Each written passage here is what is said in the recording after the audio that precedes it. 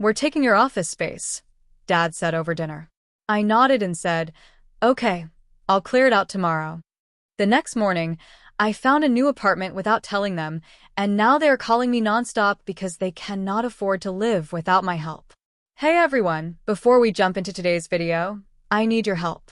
We've noticed the channel is losing some traction, and subscribing is one of the best ways you can support us. It's quick, free, and it helps us keep bringing you awesome content. Your support means the world. Let's keep this channel growing together. Thanks so much. Now, let's start the video. "We're taking your office space," my old man announced over dinner last night. Not asked, told. I was halfway through my burger when he dropped it like he was commenting on the ___ weather.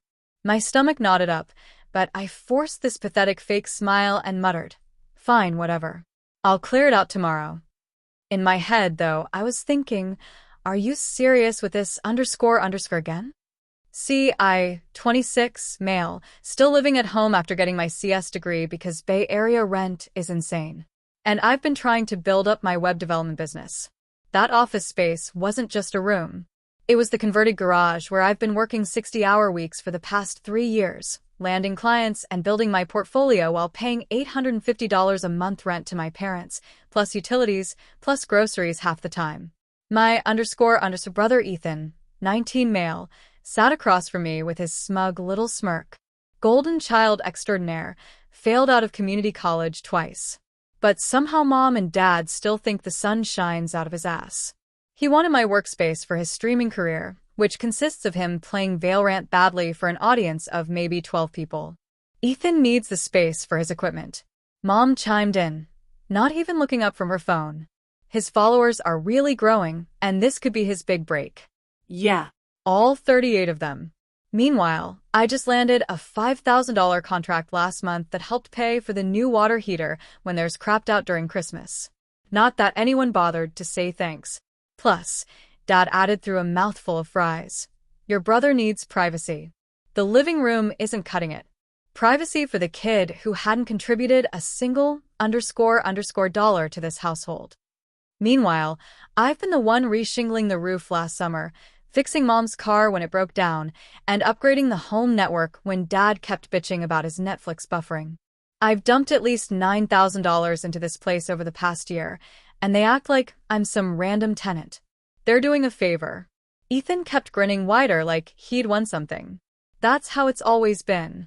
Him taking, me giving. Since we were kids, he was the special one who needed extra help, extra attention, extra everything. When I made honor roll, they nodded. When he passed a class with a C-, they took him out for ice cream. I stabbed at my fries, ketchup splattering on the tablecloth. Mom frowned at the mess, but honestly, I was too pissed to care. The garage was my space. My sanctuary from their __. But clearly, I wasn't even entitled to that. "You can set up in the basement," Dad offered like he was being generous. The ___ basement with its half-finished walls, concrete floor, and that persistent mildew smell. Where the Wi-Fi barely reaches, and the ceiling is so low I have to hunch. Where they store all their crap. But I just nodded because what else could I do? I've spent my whole life being reasonable while they catered to Ethan's every whim. That night, I sat in my garage office staring at the setup I'd built, the custom desk I'd made from reclaimed wood, the perfect cable management, the sound absorption panels I'd installed. 3 years of building my space, my business, and they were giving it to a teenager who couldn't even be bothered to wash his own dishes. Something inside me just snapped. I should probably back up and explain the Ethan situation because it's key to understanding why this desk thing hit me so hard. From day one, this kid has been treated like he's made of glass. When we were growing up, if I got a B+, Dad would ask why it wasn't an A. If Ethan got a C-, they'd celebrate like he'd won a Nobel Prize. He's just wired differently. Mom would say he needs more support. Meanwhile, I was the responsible one who had his ___ together. Translation: the kid they didn't have to worry about, so they didn't. When I was 16, I saved for 6 months to buy my first laptop. Ethan got the newest iPhone for his 12th birthday because all his friends had one. I busted my ass for a scholarship to state. Ethan flunked out of community college, and they blamed his professors for not understanding his learning style. Then paid for him to try again at a different school, which he also flunked out of. When I moved back home after graduation, the deal was I'd pay rent and stay until I got established. Reasonable, but somehow I also became the in-house tech support, handyman, and emergency fund. Last year, the furnace died during the coldest week of January. Repair bill, $2,700. Guess whose savings paid for it? Not my parents, who both work decent jobs. Definitely not Ethan, who was between opportunities. Me, with the promise they'd pay me back soon. Still waiting on that. 3 months ago, Dad's car needed a new transmission, $1,800 from my client funds. Last summer, I spent 2 weeks replacing the deck that was rotting through. Paid for the materials, did the labor while Ethan played video games inside. When they had friends over to see the new deck, Dad joked, "Yeah, got it done for cheap." Never mentioned I built the damn thing. Every time I try to bring this stuff up, Mom gets teary and Dad gets defensive. Family helps family, he'll say. But it only ever seems to go one direction. So, yeah, the garage workspace meant a lot to me. It was the one place in this house that was mine, where I built something from nothing. And now they were handing it to Ethan because his streaming career might take off someday. That night, I couldn't sleep. Just lay there cataloging every time they'd chosen him over me. Every time they'd taken from me to give to him. Every time I'd swallowed my anger and played along. Not anymore. The next morning, I skipped the usual family breakfast. Couldn't stand to look at Ethan's smug face or listen to Mom talk about how they'd redecorate my workspace for him. Instead, I sat in my car in the driveway, scrolling apartment listings. I'd been saving for my own place, but the way Bay Area rent is, I figured I needed at least another year. But, I'd live on ramen if I had to. Found a studio in Oakland, 500 square feet, dated kitchen, but it had a decent-sized alcove, perfect for my desk setup, $1,850 a month, which was actually below market for anything not actively on fire. The landlord wanted first, last, and security, $5,550 upfront. I had $8,200 saved. It would be tight, but doable. I fired off an email with my credit score and income verification from my business. Got a response within an hour. Available now. Can you come see it this afternoon? Hell yes, I could. The place was exactly as advertised. Small, slightly worn around the edges, but clean. Big windows, no mildew smell, no Ethan, no parents acting like every dollar I earned belonged to the family fund, which somehow always got spent on whatever Ethan wanted. I'll take it, I told the landlord, a chill older lady named Janet, who said she preferred renting to quiet professionals over party kids. Signed the paperwork on the spot, paid the deposit, got the keys. Holy __, just like that, I had my escape plan. Driving home, I felt this weird mix of triumph and fury. I should have done this years ago. Instead, I'd been bankrolling a family that saw me as nothing but a resource to exploit. Well, resources can dry up. I didn't tell them about the apartment. Instead, when Mom texted asking if I could pick up groceries on the way home, I wrote back, sure. Like nothing had changed. But I didn't buy the usual $200 worth. Just milk and bread, the bare minimum. Where's the rest? She asked when I walked in with one sad little bag. Budget's tight this month, I said, shrugging. Figured we could all chip in. The look on her face like I'd suggested we start eating the furniture. But you always get the groceries on Tuesdays. Yeah, well, things change. Dad was in the garage. My garage measuring for Ethan's new streaming desk. They were planning to buy a $600 gaming setup they'd somehow find money for, despite claiming poverty whenever I mentioned the $4,500 they owed me. Hey, the printer's jammed again, he called out when he saw me. Can you take a look? Normally, I drop everything to fix it. 20 minutes of my life to extract whatever paper Ethan had crammed in there wrong. Not today. Can't, I said. Client deadline. Can it wait? Your mother needs to print some work stuff. Nope. Bills to pay. I walked past him to my soon-to-be ex-office and started casually sorting through my things. Not packing, not obviously, but taking inventory. That night, the printer remained jammed. Mom had to go to Kinko's. Dad grumbled about family responsibilities. I just worked on my laptop, wireless headphones on, a small smile playing at my lips. The next day, Ethan cornered me in the kitchen. Dude, can you drive me to Brandon's? My car is making that noise again. His car. Actually, my old Honda that I'd fixed up and stupidly sold to him for half its value when he got his license, which he hadn't maintained once. Take the bus, I said, not looking up from my coffee. The bus? It's like 5 miles. Sounds like a personal problem. He stormed off to whine to Mom. 10 minutes later, she appeared.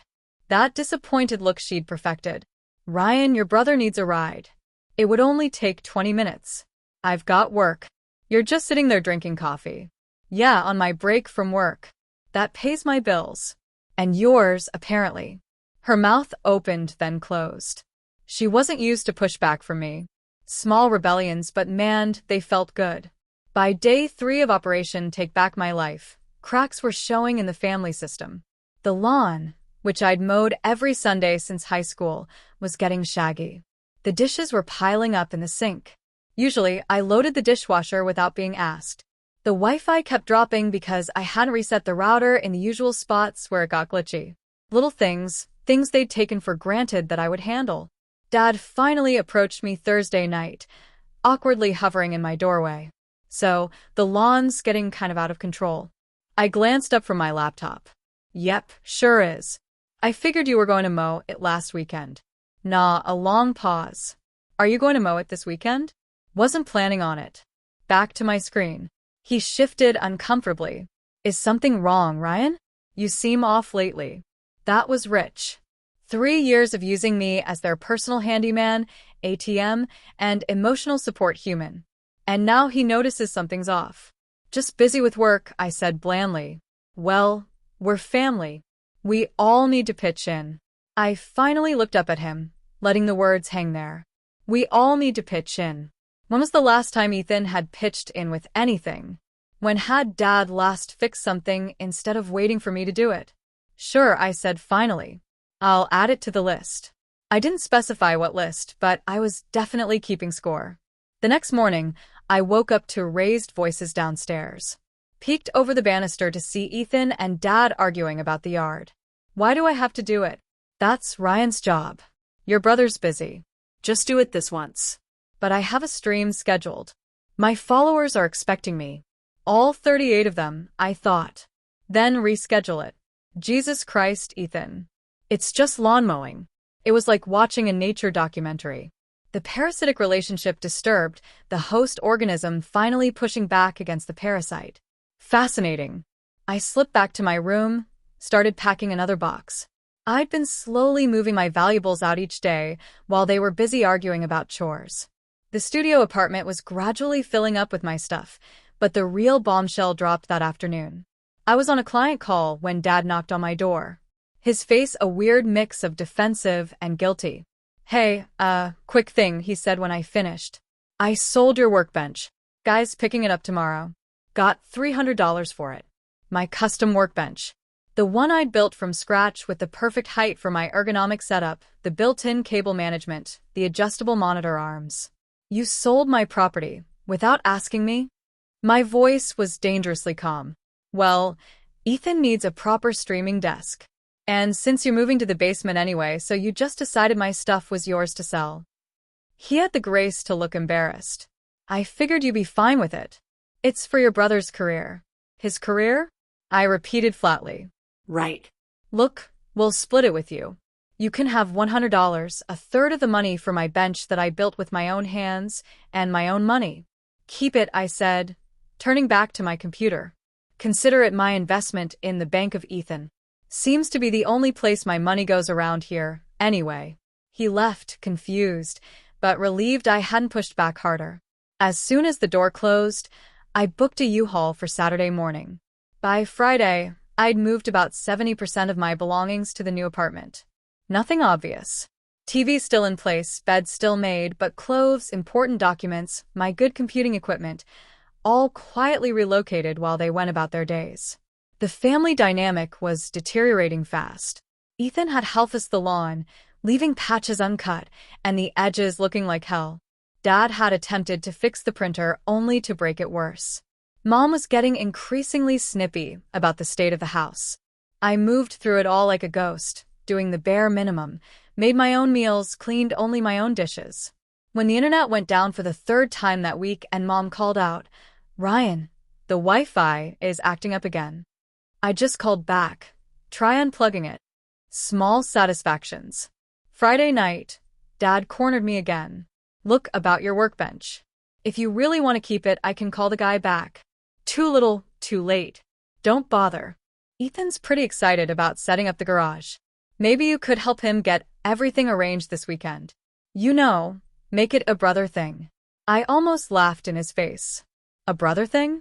After they'd taken my space, tried to sell my property, and treated me like the help for years. "I've got plans," I said. "What plans?" "My plans." I brushed past him, headed to my room to pack the last essentials. He followed me up, hovering anxiously. "Ryan, what's going on with you lately? Your mother's worried." "Of course, not I'm worried, but your mother's worried." Classic dad deflection. "Nothing's going on," I said, carefully neutral. "Just establishing some boundaries." Boundaries? We're family. And there it was. The magic word that was supposed to excuse everything. Family. The get-out-of-jail-free card they played whenever they wanted something from me. Yes, I agreed. We are family. Which is why it's interesting that when Ethan wants something, it's we need to support each other. But when I need something, it's your adult. Figure it out. Dad's face flushed. That's not fair. We've supported you plenty. Name one time in the last year you've helped me with anything. One time you've put my needs first. He opened his mouth, then closed it, then tried again.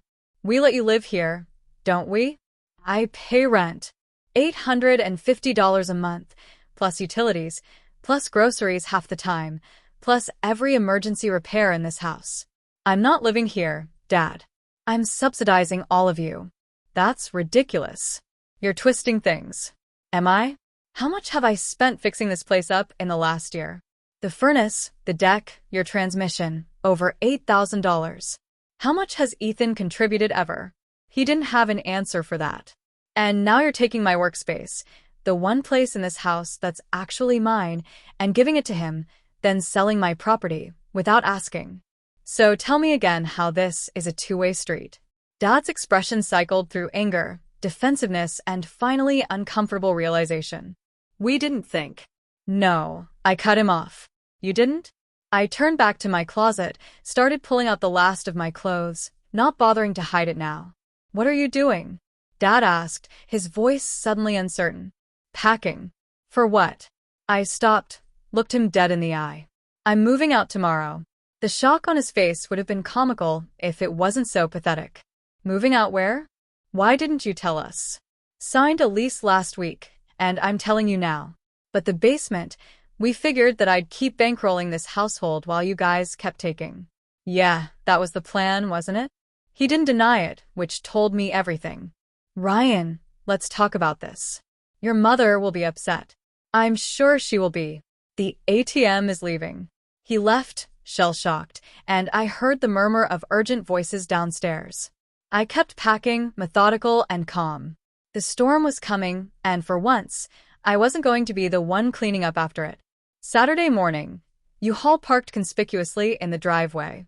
Me carrying out the last of my boxes while the family watched in various states of distress. Mom was crying, of course. Her go-to manipulation tactic.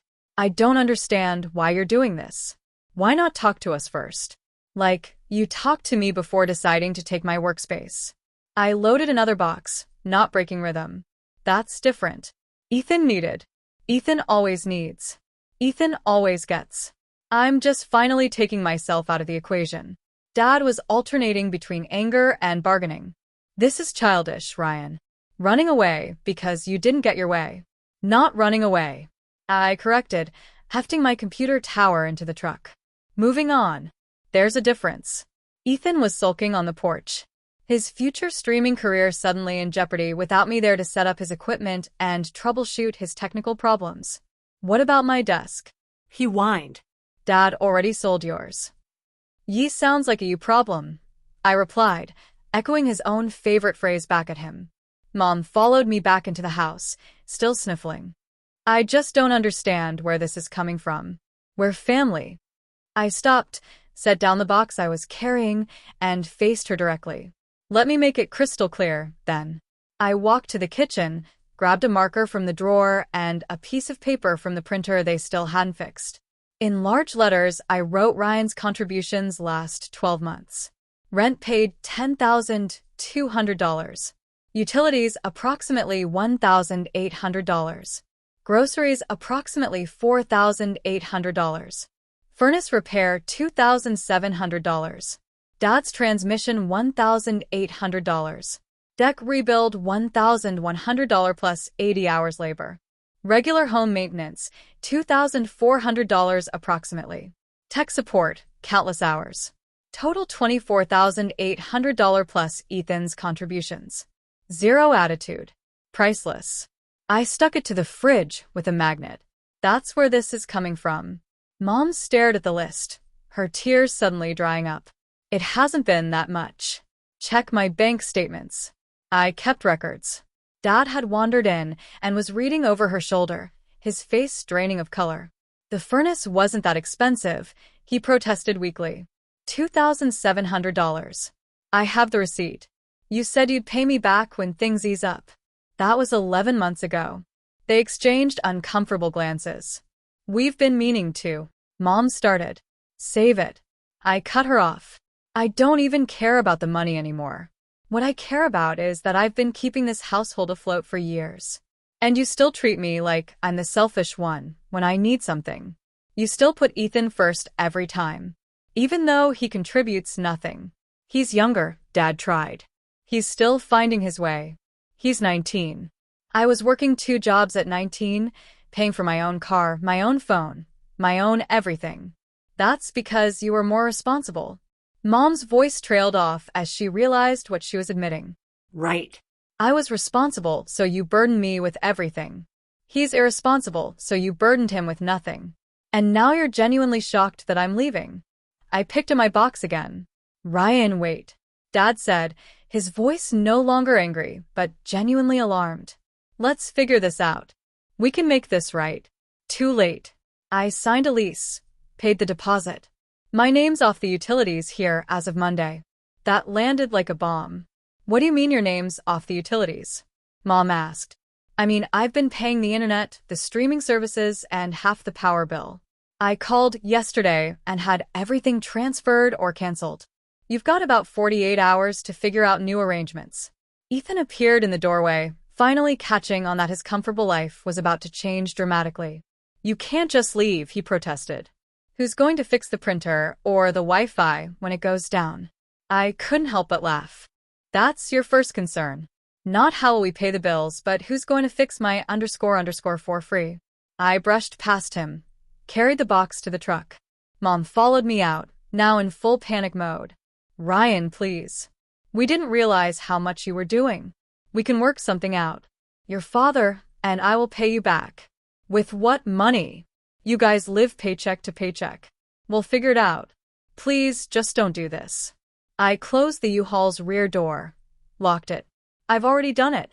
I'm not asking for the money back. I'm not even asking for an apology, though. That would have been nice. I'm just done being the family ATM. But what about Ethan? She asked.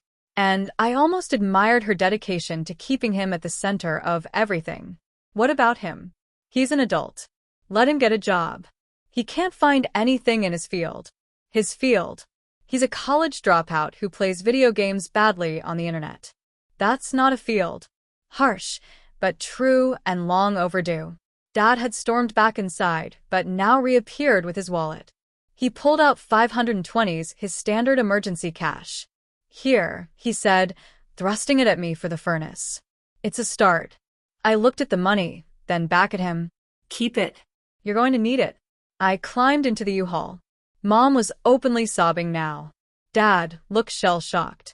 And Ethan was furiously texting someone, probably complaining about his terrible family.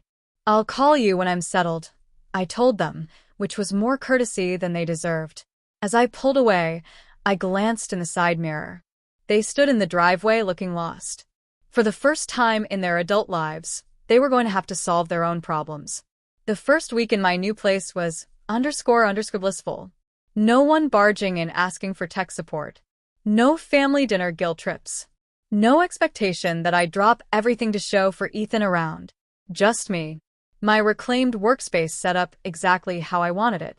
And the glorious silence of a space that was 100% mine. I got a text from Mom the day after I left. The internet's not working. Did you really cancel it? I didn't respond. Let them figure it out. 3 days later, a call from Dad. The hot water heater is making a noise. YouTube has lots of DIY videos. I suggested and hung up. By the end of the week, the texts were coming hourly. The printer still wasn't working. The yard was a jungle. None of them knew how to reset the router properly. The streaming services were gone. Ethan's career was stalled because he couldn't figure out how to set up his equipment. Can you just come over for an hour? Mom pleaded. We'll pay you. My contractor rate is $95 an hour, 2-hour minimum payment up front, I replied. That shut her up for a while. But the following Tuesday, exactly 10 days after I moved out, the real crisis hit. I got a panicked call from Dad at 8 a.m. The furnace quit again. The house is freezing. It was mid-February. Temperatures in the 30s at night. Call the HVAC company, I suggested. They want $200 just to come out, plus parts and labor. Welcome to home ownership. Ryan, please. We don't have that kind of money right now. Of course they didn't. They'd been counting on me to handle all that. What about the emergency fund? I asked, knowing full well there wasn't one. Your mother had to use it for groceries, he admitted. Translation. They'd been living beyond their means for years, using me as the safety net. That sounds serious, I said, trying to keep the satisfaction from my voice. Maybe Ethan can contribute from his streaming income. The silence on the other end was delicious. He doesn't. That's not really, Dad fumbled. Not really bringing in money yet. Shocking. I let him stew for a moment, then sighed dramatically. Text me the exact error code on the furnace display. I'll see if it's something simple. It wasn't, of course. The igniter had failed, a $95 part plus labor, but I knew it wasn't something they could fix themselves without risking bigger problems. You've got 2 options, I told Dad after researching it. Pay the HVAC company or replace the igniter yourself and risk damaging the control board, which would be another $600 repair. Can you just come look at it? He almost begged. I'm in the middle of a client project with a deadline, I said, which was true. But tell you what, if you and Ethan want to come by tonight, I'll walk you through ordering the part and show you some YouTube tutorials on how to replace it. There was a long pause. Dad, considering whether his pride was worth suffering in a cold house. What time? He finally asked. 7:00 p.m. And Dad, bring Ethan. He should learn this stuff if he's going to keep living there. That night, they both showed up at my door, looking uncomfortable. It was the first time they'd seen my new place. It's nice, Dad offered, looking around at my perfectly arranged studio. My desk, not the one they'd sold, but a new one I'd found on Craigslist and refinished, took pride of place by the window. Thanks. I didn't invite them to sit. Let's talk furnace. I pulled up the manual for their unit, showed them exactly which part they needed, where to order it, and how to install it. I don't think I can do this, Dad admitted, staring at the diagram. I definitely can't, Ethan added, not even bothering to hide his lack of interest. Then you'll need to call the HVAC company, Ryan. Please, Dad, tried one more time. We really don't have the money right now. Couldn't you just know, I said firmly. I couldn't. But we're FA. If you say family, I'm going to close the store right now, I warned him. Family goes both ways, and for years, it's only gone one way with us. He swallowed whatever he was going to say. Look, I softened slightly. I'll make you a deal. I'll come fix the furnace this one time, but in exchange, we're going to have a serious family meeting about finances and responsibilities. All cards on the table, and Ethan starts contributing. Real contributions, not promises. Dad looked relieved. Deal? Absolutely. Ethan frowned. What do you mean contributing? I mean, you get a job, a real one with a paycheck. You pay rent. You do chores without being nagged. You learn how to fix basic household stuff, so it doesn't all fall on Dad now that I'm gone. But my streaming is a hobby, not a career. Not yet, anyway. You can stream on your days off just like any other hobby. He looked like he wanted to argue, but Dad shot him a warning look. Fine, Ethan muttered. The next day, I went over and fixed their furnace. It took about an hour, start to finish. Then I called a family meeting at the kitchen table. I laid it all out, their actual expenses versus income, the reality of what it would cost to replace all the services I'd been providing for free, and a proposed budget going forward, including $250 per month rent from Ethan. That's not fair, he protested. I don't have any money. That's why you'll get a job, I explained like I was talking to a toddler. McDonald's is hiring. So is Target. So is every warehouse in the area. Those aren't real jobs. They pay real money. Money you need. Mom looked teary again. Ryan, he's not like you. He struggles with what exactly? He's not disabled. He's not sick. He's a perfectly healthy 19-year-old who's been allowed to coast because it was easier than holding him accountable. Dad surprisingly backed me up. Your brother's right, Ethan. Things need to change around here. The look of betrayal on Ethan's face was priceless. He wasn't used to Dad taking anyone's side but his. This is __, he declared, standing up.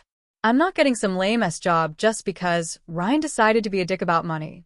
Yes, you are, Dad said, his voice firmer than I'd heard it in years. Or you're finding somewhere else to live. Holy __.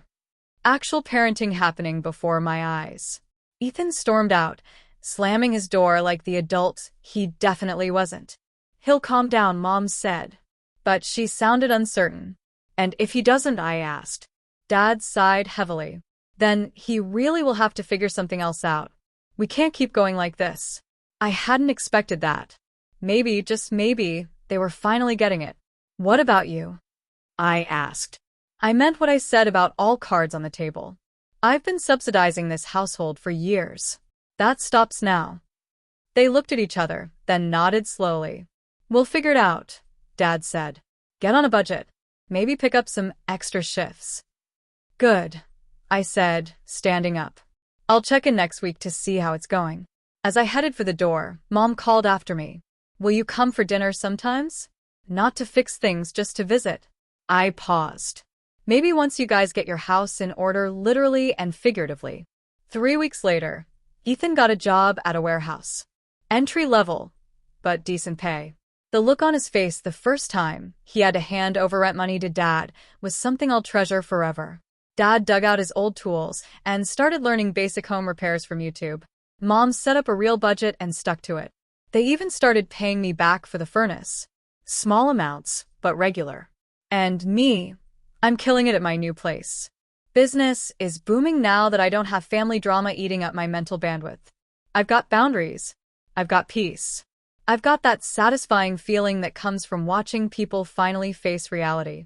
I still go over for dinner occasionally, but now when something breaks, I don't automatically jump up to fix it. I watch as Dad and Ethan figure it out together. It took burning it all down to build something better, and I don't regret it for a second. Final update. It's been half a year since I moved out and forced my family to face reality. And the transformation is actually kind of shocking. Last weekend, I stopped by for the monthly family dinner we've established on my terms where I'm a guest, not the household ATMR repairman. The lawn was actually mowed. The kitchen's sink wasn't piled with dishes. And most surprisingly, Ethan wasn't glued to his gaming setup. Turns out, the golden child learned some harsh lessons these past months. His streaming career hit a wall fast once he had to balance it with his warehouse job. No more 12-hour gaming marathons when you've got an 8-hour shift moving boxes. He bitched about it constantly at first, according to Mom. But something unexpected happened. He got promoted to shift lead last week, Dad told me proudly over pot roast. Youngest one they've ever had in that position. Ethan actually looked embarrassed by the praise, which was new. It's not a big deal. Just means more responsibility for barely more money. Welcome to adulthood, I said, but without the bite I would have had before. The real shocker came after dinner when the dishwasher made a weird grinding noise mid-cycle. __, Dad muttered. Then instead of looking at me expectantly, he turned to Ethan. Can you take a look at that tomorrow? Probably just something caught in the filter. And Ethan just nodded like this was normal, like he'd been handling household maintenance all along. He's gotten pretty good with basic repairs, Mom explained, seeing my surprised face. After you left and the toilet broke for the third time, he finally took initiative. YouTube tutorials. Ethan shrugged.